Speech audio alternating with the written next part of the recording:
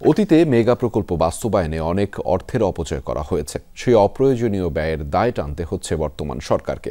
Automobile নিয়ে আয়োজিত এক সেমিনারে এসব কথা বলেছেন বাণিজ্য উপদেষ্টা শেখ বশির উদ্দিন। সেমিনারে আলোচকরা বলেছেন, অটোমোবাইল খাতে কোনো সমন্বিত নীতিমালা নেই।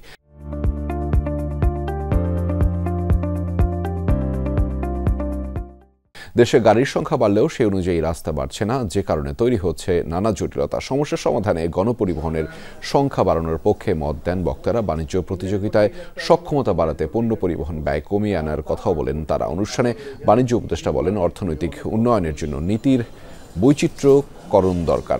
গাড়ি আমদানির ক্ষেত্রে পরিবেশের উপযোগিতা বিবেচনা নেয়ার কথাও বলেন তিনি।